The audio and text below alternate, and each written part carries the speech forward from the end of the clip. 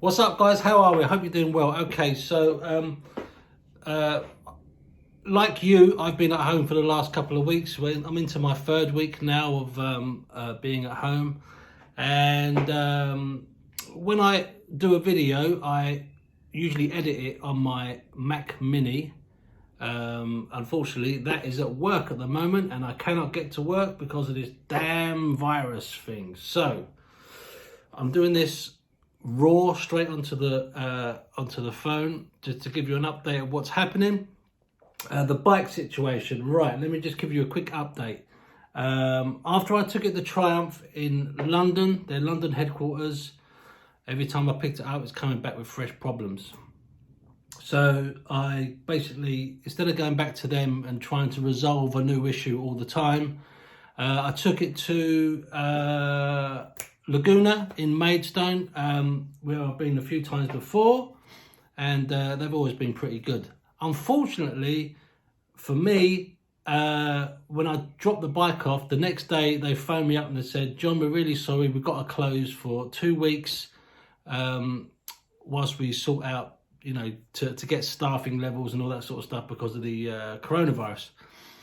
I said, fair enough. You know, what can you do in this sort of situation? There's literally nothing you can do. The ball is out of my hand, so it's you know, I appreciate the phone call, but yeah, you can't do anything in this situation. It's pretty much unprecedented. So they managed to have a look at the bike the morning that I dropped it off.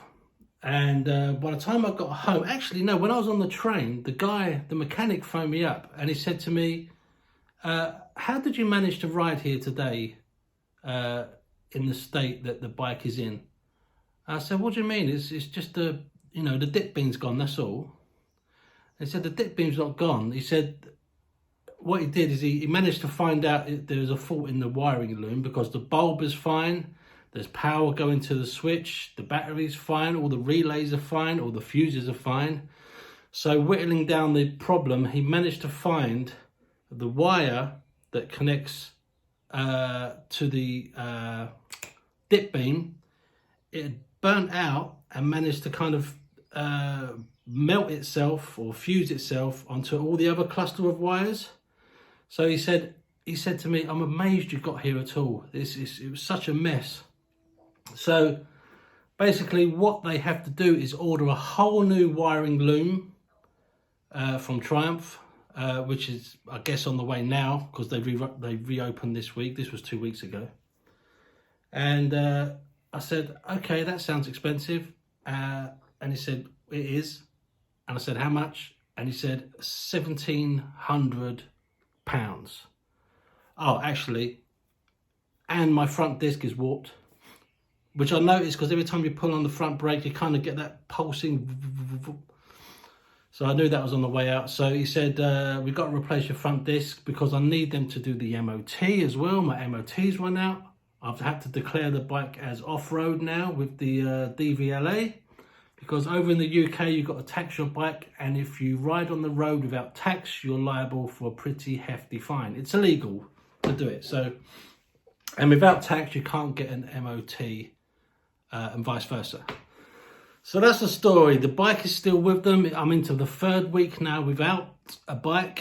It's going to cost me £1,700 to get the whole wiring loom. Basically, all the electrics have to get ripped out and replaced. That is a massive job. And they said it's going to take the best part of a day to do it. So, you know what? I was gutted because yeah, it's a lot of money to splash out. But on the same hand, it's pretty much the only issue I've had with this bike since I had it in, when did I buy it? 2013, late 2012, something like that. So really, I can't complain. Yes, it's a big layout, but what can you do? So these things happen. So yeah, so that's what's happening with the bike. Now, as you can see, these two lights, these are amazing. These are by Philips Hue. I've got these ones, and also, let me show you, I've got it all backlit, or downlit, I should say, underneath there. So I'm just trying to make it a bit more for you guys to see, a little bit more kind of, a bit more easy on the eye, if you know what I'm saying.